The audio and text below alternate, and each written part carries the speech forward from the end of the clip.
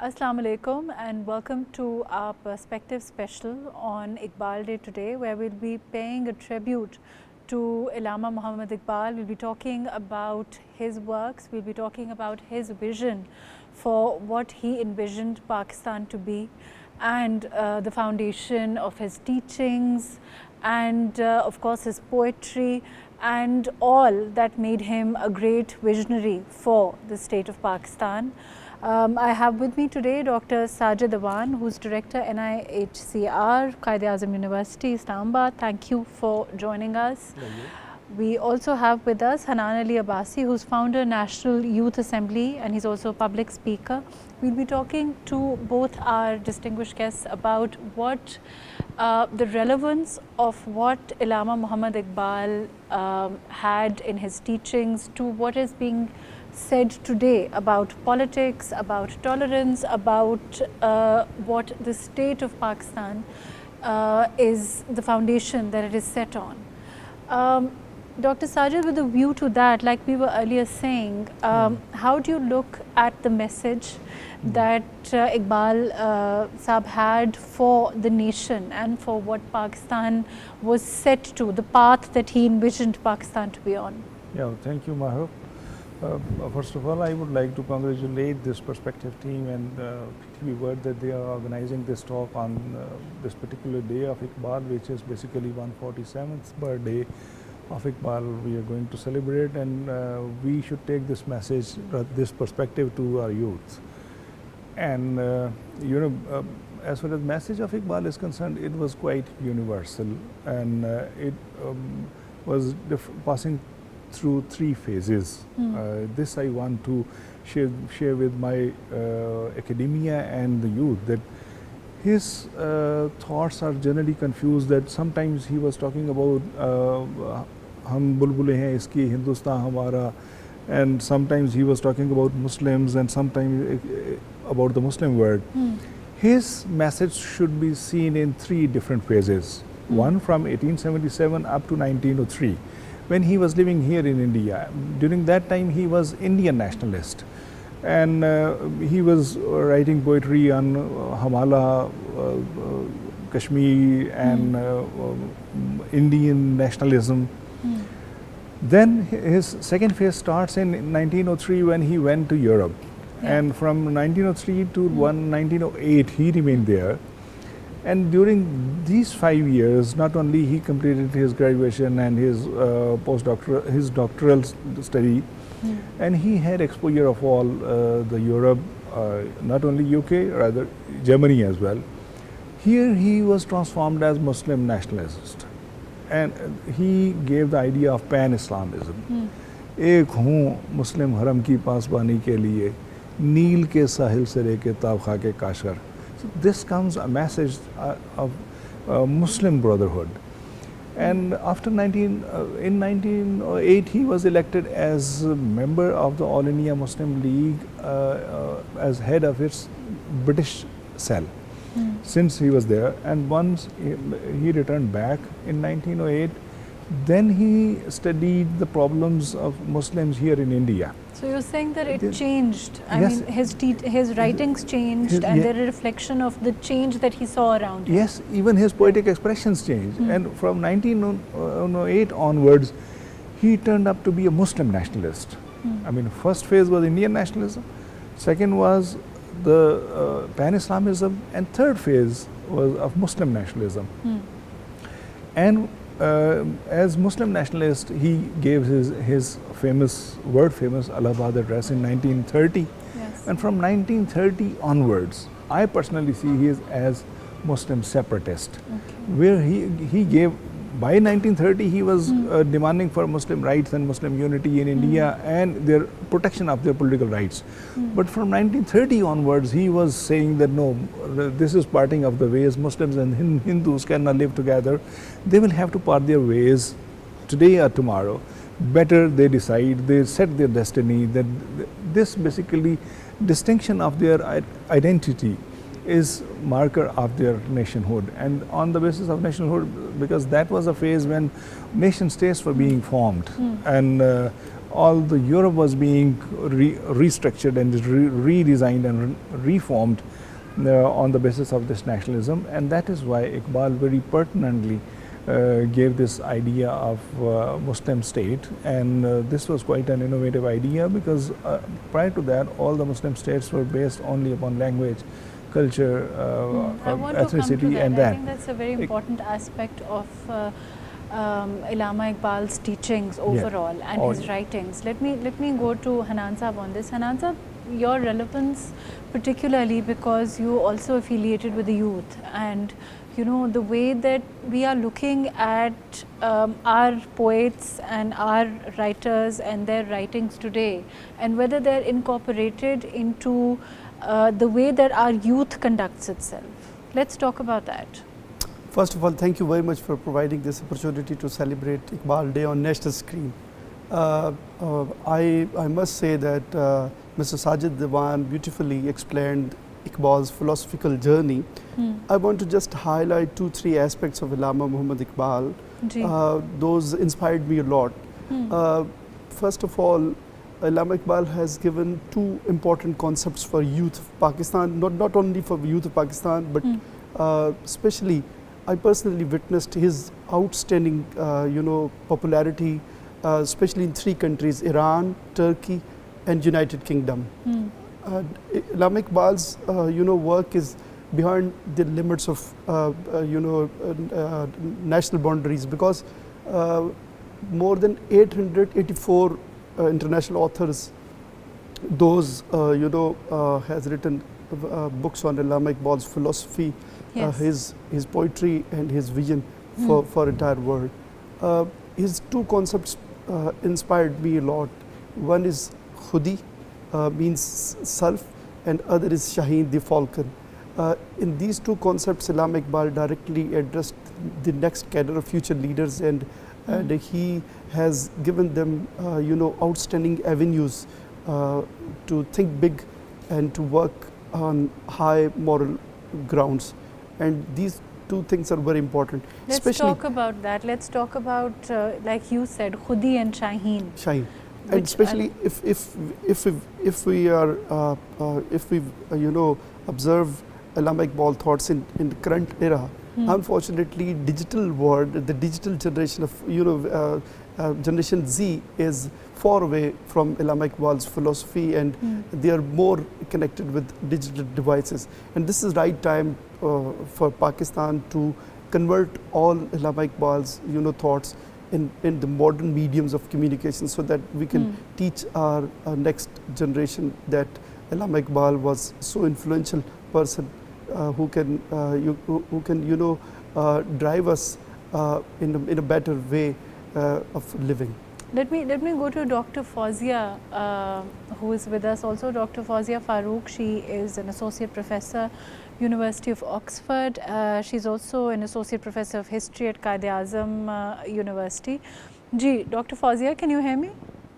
Yes, of course. Dr. Fouzia, ji, we are talking about, of course, Allama Iqbal and his vision for what he envisioned Pakistan to be as far as the particularly youth is concerned. And I think Hanan Sahab before you has mentioned, and Dr. Sajid also, the fact that I think the two major things he's spoken about, Khudi and Shaheen, which was what Allama Iqbal talked about. Also, it's very much there in his poetry, in his writings. Let's talk about that with relevance to youth today, with relevance to overall the fabric of our society. How do you look at those concepts in light of where we are today? Allama Iqbal's ideas about Khudi are certainly very much inspired by Nietzsche's philosophy of superhuman or ideal man. So a Mardeh Momin, as Allama Iqbal suggests, is a man who has Khudi. So what is Khudi? Khudi is self-awareness, self-assertion, self-realization, and self-transcendence. These are the ideas that he gives in his reconstruction of religious thought. And he talks about this unique awareness, self-awareness, about the purpose of life, the broader purpose of life. And I think that it relates to the youth. It has always appealed to the youth, and it still appeals to the educated youth now. And it's not just the youth of subcontinent, as one of the colleagues said. It is in all the Persian-speaking world as well as in India. And I feel that at the moment, there is a need to revisit Iqbal's ideas and probably make them a bit more accessible, because I feel that the way Iqbal is taught in our academic institutions has somewhat become out of context for our youth.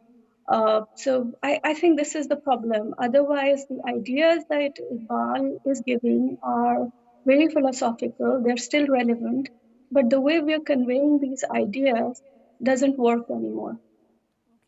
I think that's a very interesting point. Let me come to you on that again. Let me go to Hanan Saab on this. Hanan Saab, do you agree with what Dr. Fouzia is saying? I think she's saying that we're not able to reach our youth because we're not doing it in the right way. Do you agree with this?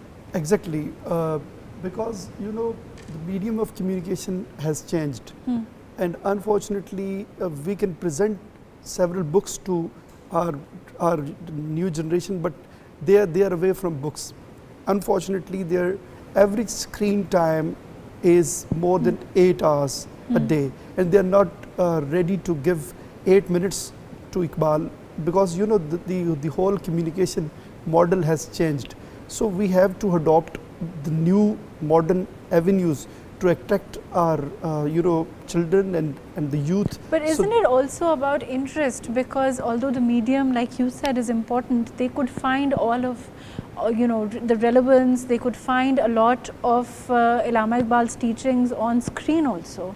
But the thing is, are they interested enough to look? That's also a relevant question. Because but those things are not so creative and innovative. Okay. That is the reason that youth is actually, their attention span is reduced. They are living in reels.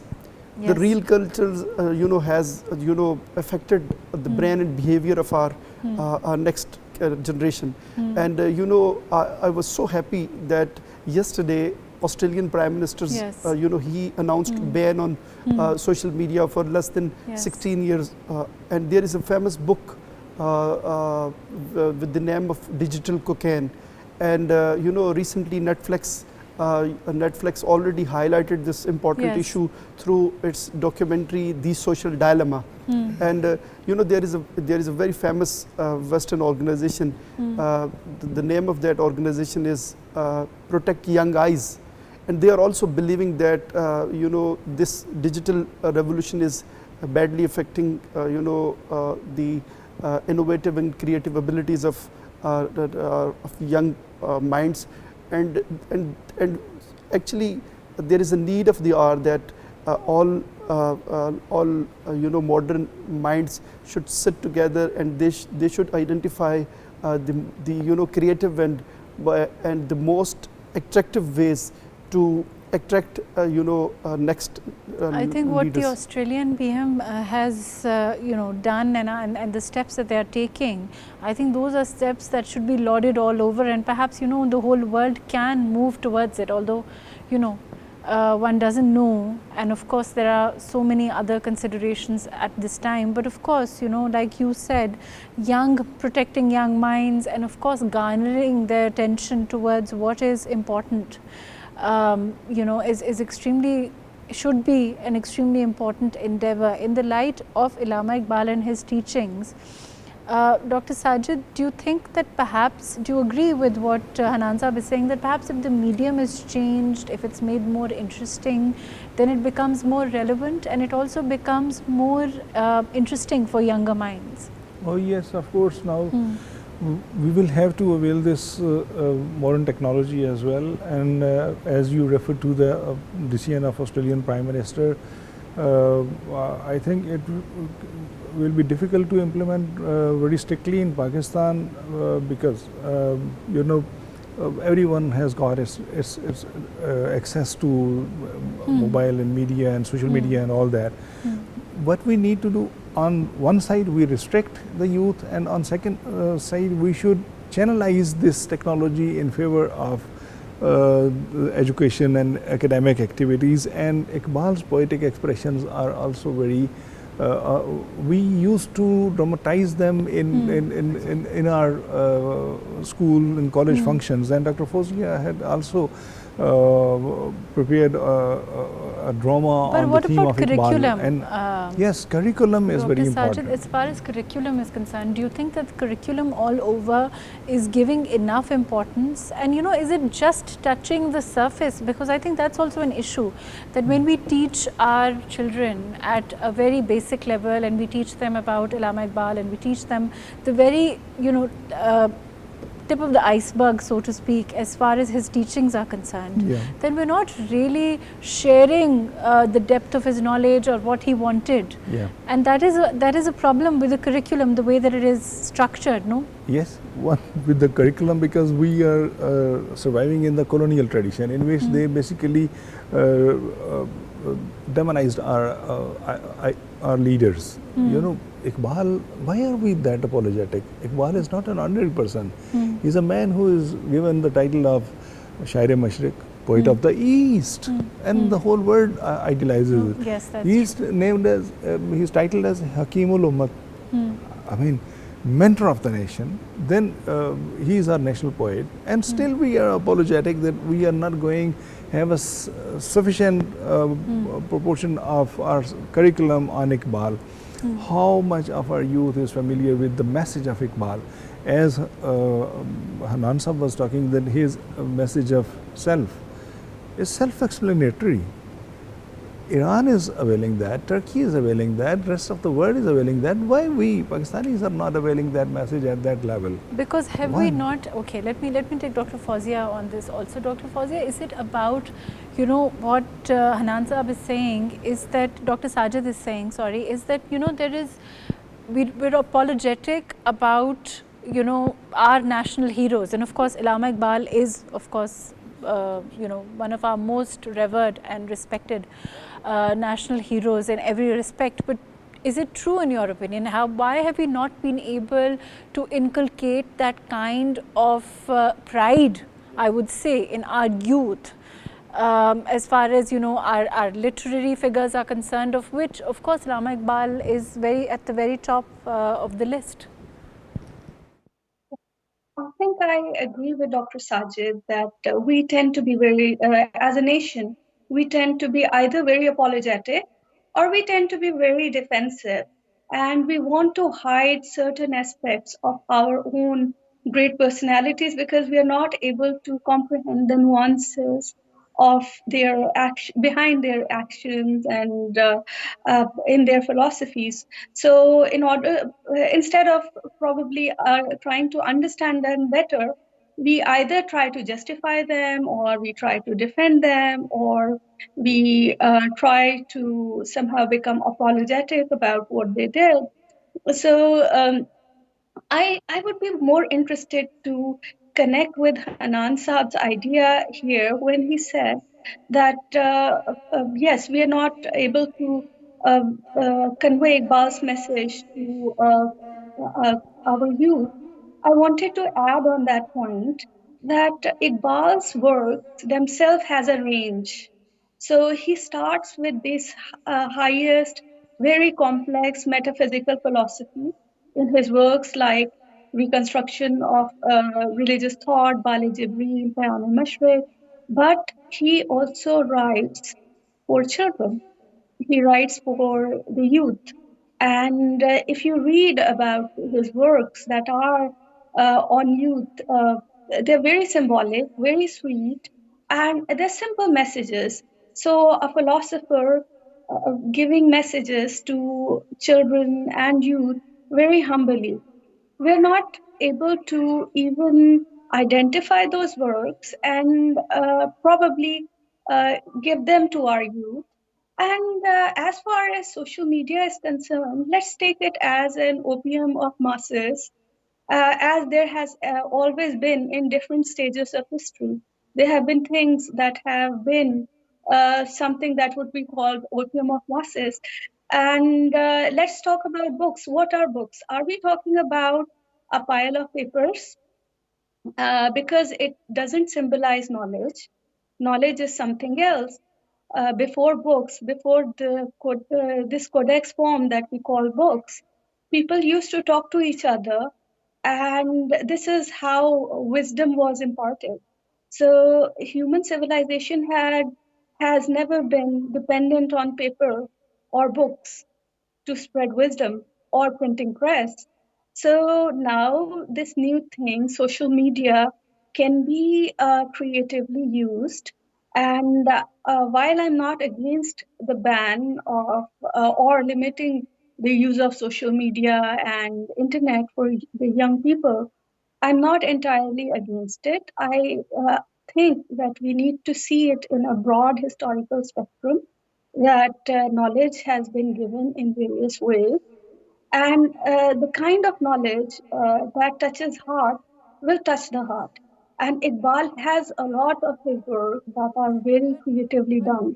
It's just that we Are not we are we giving are we providing, the question isn't the question, are we providing our youth enough access to that kind of knowledge for them to be able to make up their mind, or for them to be able to develop that kind of interest, Hanan Saab? That is the important question, right? Whether we do it through any medium. Exactly. Actually, we are living in a golden period of history. Right. This modern technological revolution, brought a very easy way to communicate. But, we have to adopt the concept of media for education. There should be a constitutional amendment for the concept of media education, education through media. We can start technical, programs on national televisions, on private televisions, so that we can educate our, unemployed youth, and we can also, create neural pathways for our children.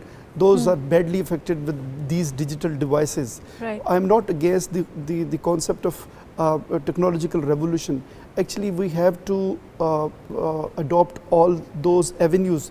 Those can benefit our children and youth for better utilization of these technological instruments. So there must be a consensus on these very important But as areas. a society also, when Dr. Fouzia talks about the fact that of course it should, I mean, correct me if I'm wrong, come organically, and of course they're that interesting that they should, generally have that kind of, they will develop the interest. But then the question again is access. And how much of access is it in syllabus, Dr.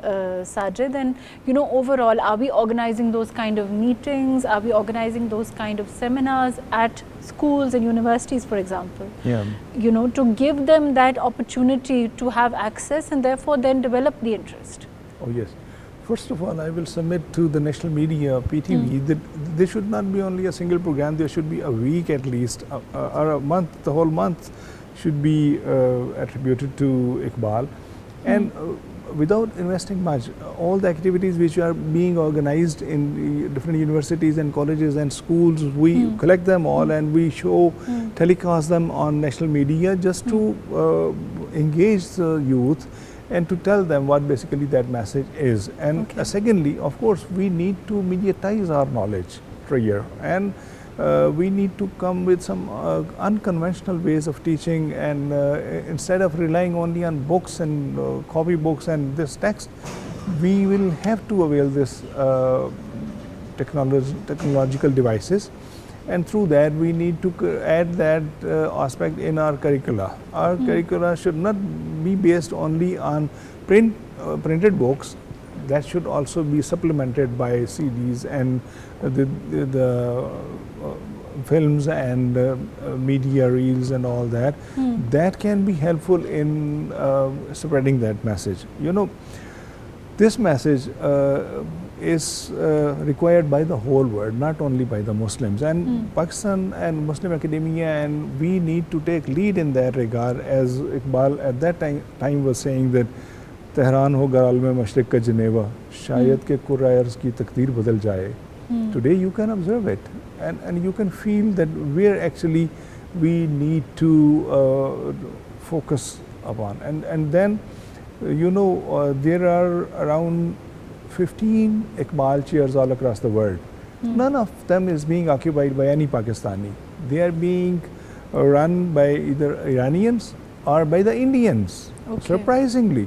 So, state of Pakistan needs to focus on this dimension, that all the Iqbal chairs and Qaid chairs should be should be run by the Pakistani academia. And on the other side, we should take, as Dr. Fouzia was saying, that we need to revisit the message of Iqbal in a post-colonial perspective. I mean, he basically, most of his message was anti-colonial. कभी है नौजवान मुस्लिम तदब्बुर भी किया तूने, वो क्या गर्दूं था तू जिसका है एक टूटा हुआ तारा. Muslim revival on one side, and on the other side he's saying नहीं है ना उम्मीद इकबाल अपनी किश्ते वीरां से, ज़रा नम हो तो ये मट्टी बड़ी ज़रखेज़ है साकी. And with this intent we need to change our content. I think it's very important. Yes. Dr. Fouzia, I think, would agree with this. Dr. Fouzia, as far as changing our content, I think Dr. Sajid sums it up well. He says, with this intent, perhaps we need to focus on changing our content.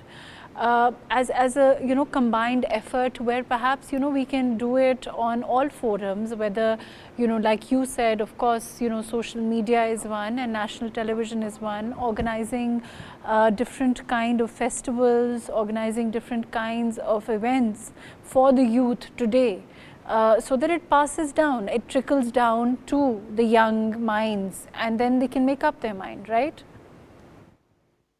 I would definitely agree with this point that a collective effort is required, and I feel that involvement of people who are working in the discipline or domain of Iqbaliyat, who are well versed with the philosophy of Iqbal, they probably need to connect, because I've heard these excellent professors in Pakistan who can, I think, explain Iqbal better than anyone in the world, Iqbal and his philosophy. They would somehow be reluctant to converse to people who are reading him in other languages sometimes. Sometimes I feel that because they are working or operating or probably translating Iqbal on such a higher philosophical level, that they do not connect with the common youth. Because I do understand that our country doesn't have these disciplines of philosophy, and there is a lack of critical thinking and philosophical engagement, and our youth is deprived from these critical tools to understand knowledge. So what happens is that Iqbal just seems like a person who was born on November 9. Nobody understands that this person has written these extremely symbolic, and as a person who writes plays myself, I feel that Iqbal's works are filled with allegories and metaphors, and if you just visualize them, if you just dramatize them, they are like a visual treat. They have these philosophical messages with a bit of humor, a bit of religion. So they have a bit of everything. So I focus on Iqbal's ideas beyond politics.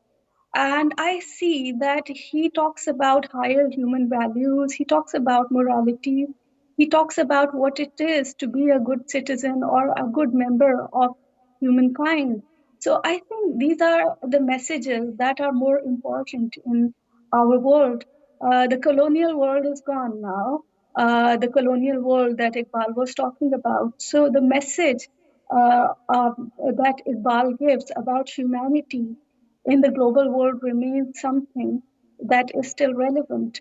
So I feel that just to give you an example, his poems like Pahar or Gulehri, Makka or Makki, those kind of things, Iblis ki Majlis Shura, they are amazing works that they talk a lot about human existence, purpose of life, and these visual treats. If these great philosophers or scholars of Iqbaliyat could communicate with their younger students, I think beautiful visual images, cartoons, comic books, these things can be created. If everybody is against reels, I would not talk about reels or social media. But there are so many ways through which people can actually about ideas. Agreed, agreed. I think it's hard to disagree with what Dr. Fouzia is saying. Hanan sir, how do we, let's talk about how do we concentrate this effort? She's of course right when Dr. Fouzia says that perhaps, we can make cartoons, we can start at a very young age. Instead of that one essay, and correct me if I'm wrong, when you, at a younger stage in class 3, 4, that we start with, that is very basic. And then, it sort of, again, is built up on, but it's not very interesting. And making it more interesting, when we make our heroes more interesting for the youth, only then they'll be able to associate, what they say with their struggles in life. Exactly. We should realize this fact that the whole currency of communication has been changed, and we should adopt stepwise mediums for the next generations. And Allama Iqbal not only inspired our previous generations, but I'm a big fan of him. His two poetic pieces, सितारों से आगे जहाँ और भी हैं, and अफराद के हाथों में है अक़वाम की तकदीर, हर फर्द है मिल्लत के मुक़द्दर का सितारा, inspired me a lot. With very limited resources, we created the largest youth platform in Pakistan with the name of National Youth Assembly. Okay. We are operating in 60 districts with the collaboration of district governments, and similarly we have our functional wings in 30 universities of Pakistan. And with very limited resources and Iqbal's vision, we have contributed our level best. And these kind of initiatives perhaps need more publicity, they need to be lauded more, they need to be appreciated more, so that we get more and more children, the youth interested in our own heroes, in our own. And like you said, of course, Iqbal's message, there's no doubt, and is universal, and to what is the struggles today and what will happen in the future. I mean, he was the kind of visionary who envisioned what the struggles are today. So of course, it's very, very relevant. Dr. Sajid, what about in colleges, universities? What are the struggles there? Oh yes. To get the youth interested in our heroes and their message? Oh yes. As Iqbal said, नहीं तेरा नशेमन कसर सुल्तानी के गुंबद पर, तू शाही है बसेरा कर पहाड़ों की चट्टानों पर. He is provoking our youth to take challenges with open arms and to take lead, to sit always high and to fly high, not rely on these ordinary sources, rather it should be challenging. Then his world famous book, Israr Khudi, in that he basically is starting it with a stanza from Maulana Room in Persian. With your permission, if I recite it for information of our youth and our academia, that Iqbal starts his Israr Khudi with Dah Sheikh Bacharagh Hami Gasht Girde Shahr कि ई दामोदद मलूलम व इंसान मारजूस्त गुफ्ताम के याफ्त मी नशवत जुस्ताए माँ गुफ्तां के याफ्त मी नशवत आना मारजूस्त जी हम रहा नजिस्त सुस्त नासर दिलम गिरफ्त शेर खुदा व रुस्तम दस्ताना मारजूस्त. That a man, he refers to Diogenes, a Greek philosopher, teacher of Aristotle and Plato and all that. that a man was moving with a lamp in his hand in a daylight. Someone asked, "What are you doing for?" He said, "I'm searching for a man." He said, "All these are men." He said, "No, these are beasts. I am in search of a man, pure like Sher Khuda, Hazrat Ali, and brave like Rustam." So Iqbal is asking the youth to become pure and strong and stronger enough to challenge, to level up to the struggles. Yes, to level up to the struggle and to challenge the prevailing notions of the world. So in this way, I'll say that of course we need to demonetize our curricula, one, and then we need to make all these personalities relevant, rightly as you said, and Dr. Fouzia referred, and Abai Sahab, that we need basically to bring these messages and these things into technology. With the technological advancement, with audio visual aids, we can make it more interesting. And I remember we used to play tableaus on Pahad and Gulari, Iblis ki Majal se Shura, and this Makda and Makhi, and these poems by Iqbal, basically they were all for the children, for the youth, and they carried a universal message. It's not only a matter of spider and bee, it's a matter of ruler and the ruled. That how can you take up, how can you challenge these hegemonic authorities? So this is basically, we need to understand what Iqbal intend to say and what basically is the universality of his message. Yeah. Fair enough. I think, Dr. Fouzia, what about internationally? Of course, you've also, studied at University of Oxford, and overall, the way that the teaching methods, the way that, knowledge is inculcated, like you said, I think that's a very important thing, that we have a lack of critical thinking. I think, inspiring children towards that, incorporating critical thinking, and then, leading them to this kind of literature which Allama Iqbal gave us, which is such a wealth of knowledge. We've unfortunately not been able to do that to the kind of extent that we should. Do you think that, there are internationally, of course, teaching methods that we can learn from, techniques that we can learn from? First, I'd like to clarify that all my education is from Pakistan.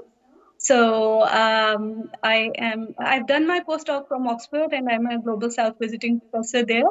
I do have some awareness about how people study here. So yes, and I can actually compare both the countries, UK, Oxford, and Pakistan. So yes, in these countries, social sciences and humanities come with critical thinking. So it is not just about knowledge, it is what to make out of it. So from the very beginning, they tell that you're not supposed to cram. You're supposed to understand the text and tell what that means. Now, this is something that we don't do. Probably it requires a lot of effort. So we do not do that. Then the second is creativity. And creativity becomes very important when you read a piece of information and you ask your students to create something on the basis of that. So this is something that happens in the Western pedagogy, but that doesn't happen in ours. Probably because our teachers on the primary levels are not that invested. I quite admire the idea of youth parliament that Hanan Saab has talked about, and it's doing great things. But it is one of the efforts to bring critical thinking among youth. But in our schools and colleges, as far as social sciences and humanities are concerned, we wouldn't really want students to analyze the information, to write critical pieces about that. However, I also see that in market there is a demand for creative output. So last year, when my play was performed in PNC, Sajid Awan was there. There was this house full for 3 days, and we were only talking about Iqbal's idea, and the audience was just young people. So I felt that there is a vacuum, and people and students want to come and participate in these kind of things. So there aren't enough interesting activities. And I think once we are able to just convey Iqbal's ideas in a proper manner, the critical thinking, the skill of critical thinking would probably activate itself. So this is what I thought. And the pedagogical method in Europe or America are active learning instead of passive learning. In Pakistan, we like to have passive students, and the system is still lecture based, unfortunately. So we need more intellectual participation from students and in our teachers. I think that you've said it very succinctly, Dr. Fouzia, that perhaps we need more participation from the students also, and overall a change in the way that we are imparting knowledge, and that is something I think that really needs to be thought on, and we need a reflection overall as far as society is concerned, as far as our intelligentsia is concerned. The media can of course play a role. All segments of society really need to do what they can to move towards that kind of thinking and a change in the way that we impart knowledge. Dr. Sajid, your comments, unfortunately we're running out of time, but I'd like your overall assessment of things at this time. Oh yes, thank you very much. Actually, what basically we need to do is that if we focus on the universal message of Iqbal, that basically he wanted all the Muslims to become together to face the challenges of the world. I will say that had he been looking this situation in Palestine and Muslim response to that, it would have been very painful. And for that matter, for that purpose, he says कि अख़ुवत इसको कहते हैं चुभे कांटा जो काबुल में, तो हिंदुस्तान का हर मर्दो जवां बेताब हो जाए. So at one level we need to understand Iqbal in all the evolutionary process, and secondly we need to study his political discourse, and his political discourse blended with the concept of self and ego and then selflessness, israr-e bekhudi. You need to merge yourself with the community, with the ummah and with the nation. It is not that you remain exclusive. At one level, on the level of recognition of yourself, you need to be exclusive, but at the other level of heading towards selflessness, you basically need to merge yourself with the bigger community, bigger interest of the nation. So all the Pakistanis primarily and all the Muslim Ummah should join hands at the larger extent and should realize what basically Iqbal and all the Muslim mentors and all the Muslim leaders and thinkers had been saying. Let me say that Iqbal was not an ordinary person. Of course. We have lost Iqbal. We need to revive his message and we need to convey rightly to our youth, otherwise we will be losing, because we are leaving our ideals behind. We are and these are the ideals which Iranians and Turkish people are getting inspiration.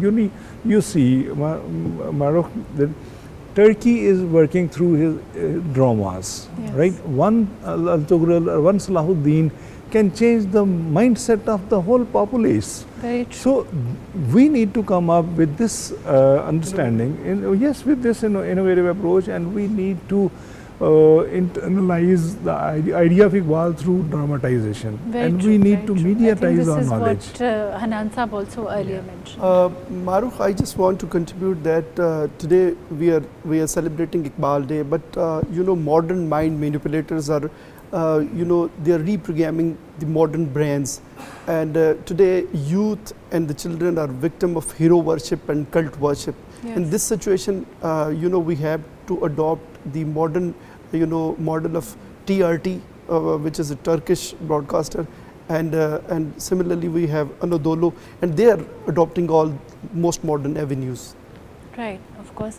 Thank you so much for being with us today. Dr. Fouzia Farooq, thank you for your time. Hanan Ali Abbasi, thank you for being with us. Dr. Sajid Awan, thank you Honored. for joining us today. I think that we had a very interesting discussion on Allama Iqbal's vision and what it means today the problems that we have as a society, because we have a disconnect. We unfortunately are not as connected as we should be with the message that Allama Iqbal intended for society, the kind of his principles, his message in politics, overall his teachings, and for them to resonate today, perhaps a more invigorated effort needs to be made. Let's hope that as a society we can all work towards that, and we can build that, inculcate that in young minds and the youth of today. Thank you so much for joining us today.